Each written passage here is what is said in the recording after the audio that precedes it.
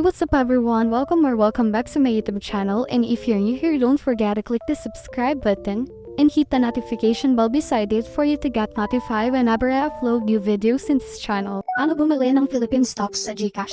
Open mo yung Gcash app, then dito sa homepage, click mo yung View All. Scroll down mo hanggang sa Grow section, then click mo yung Gstocks PH. Basahin mo lang to, then click mo na yung Get Started. Sa ngayon, AP Capital Securities pa lang yung broker na available sa Gcash. Click natin yan. Kapag nabasa mo na to, click mo na yung OK. Nakalagay dito, Start your Philippine stock trading journey, invest in top companies, no bank account needed, libre din mag-top up at mag-withdraw. Piliin muna natin yung basic account kasi pwede naman daw tayo mag-full account anytime. Ina-verify lang sa akin kanina yung information ko and pinag-upload ako ng 3 copies ng signature. Then basahin natin to. If okay na, click natin yung submit. Na-receive ko to sa email, kailangan lang daw ng 3 business days para ma-process yung application ko. Kapag na-approve na yung application ko, pwede na daw maging shareholder nang hindi kailangan ng bank.